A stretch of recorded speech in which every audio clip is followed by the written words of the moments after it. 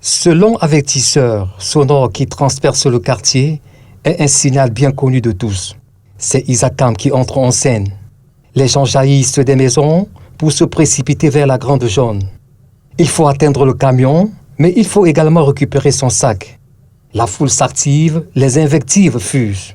Quand Isakam ne passe pas, c'est très difficile pour nous parce que déjà même, quand garder les ordures à l'intérieur de la maison, c'est très difficile parce que nous les rangeons dans des sacs. C'est très difficile d'avoir des bacs à ordures au quartier puisqu'il n'y en a pas. Ce scénario se répète toutes les fois qu'il pointe son nez ici. Un autre lieu, un autre décor. Nous sommes au carrefour 3 boutiques à Koto. Les gens viennent, ici tête dans une chapelle, déposer leurs poubelles. Mais pas seulement. Certains se débrouillent pour connaître le contenu de certains sacs, suspects peut-être à leurs yeux. La gestion globale des ordures ménagères est un véritable problème pour Herman Kamdem. Oui, ce que j'en pense de la collecte des ordures ménagères, c'est qu'elle n'est pas au rythme qu'il faudrait. Par exemple, pas plus tard qu'hier, il y avait une masse d'ordures entassées là. Le fond du problème peut être l'insuffisance des bacs, mais aussi qu'on devrait renforcer le dispositif avec des tricycles, s'insurge Patrick Chonou. Et je proposerais aussi à la communauté, je pense bien, s'ils sont en partenariat avec Isakam, de faire quelque chose de sorte qu'on pourrait acheter des tricycles pour encourager les jeunes chômeurs de passer de maison en maison et récupérer les ordures.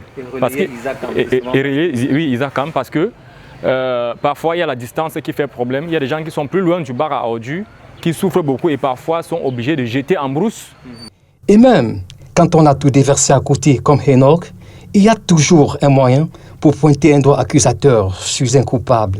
C'est très normal, si on vide tout le jour, c'est bon. Mais on ne vide pas, ça reste. Des fois même ça fait une semaine, 2 semaines, on ne ramasse pas, ça reste comme ça là.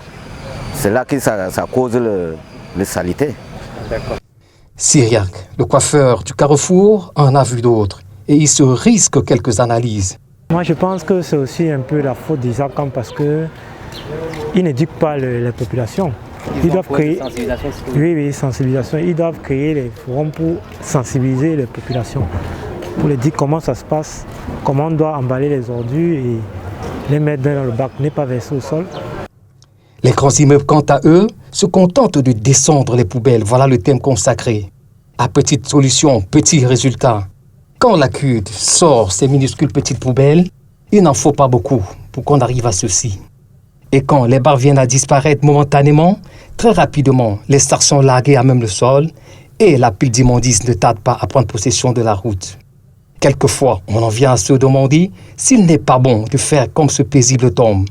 Se créer un abri gratuit à côté d'un bac à ordures qu'on peut transformer de temps en temps en un véritable buffet.